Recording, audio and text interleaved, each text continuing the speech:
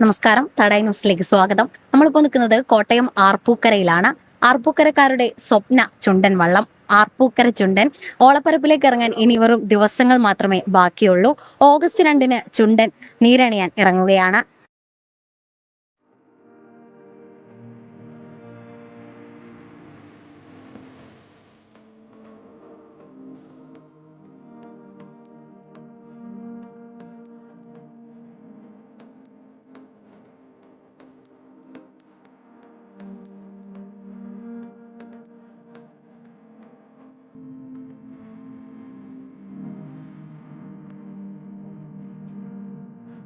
കോട്ടയം ജില്ലയിലെ ആദ്യ ജനകീയ ചുണ്ടൻ വള്ളമായ ആർപ്പൂക്കര ചുണ്ടന്റെ നിർമ്മാണം പൂർത്തിയായി.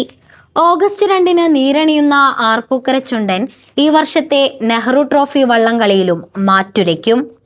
സ്വന്തമായി ഒരു ചുണ്ടൻ വള്ളം എന്ന ആർപ്പൂക്കര ഗ്രാമനിവാസികളുടെ വർഷങ്ങളായുള്ള സ്വപ്നമാണ് ഇതോടെ യാഥാർത്ഥ്യമാകുന്നത്.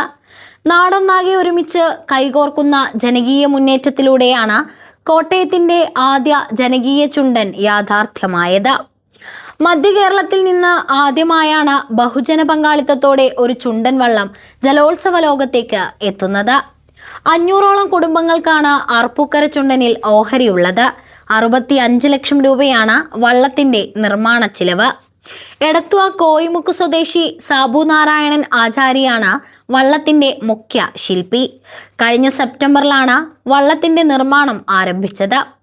128 അടി നീളമുള്ള ചുണ്ടനിൽ മത്സരത്തിനായി 83 തുഴച്ചിലുകാരും 5 അമരക്കാരും 7 താളക്കാരുമടക്കം 95 പേരുണ്ടാകും.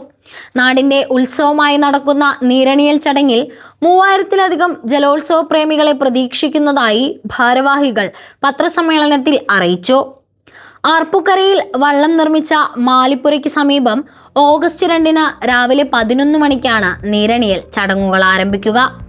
നിർമ്മാണ സമിതിയുടെ മുഖ്യ രക്ഷാധികാരി കൂടിയായ മുൻമന്ത്രി VN Vasavan, Francis George MP, Nattakom Suresh MLA, Arpookara panchayat president Anand Panjikkaran, ജില്ലാ പഞ്ചായത്ത് അംഗം ജിം അലക്സ് എന്നിവർ ഭദ്രദീപം തെളിയിക്കും.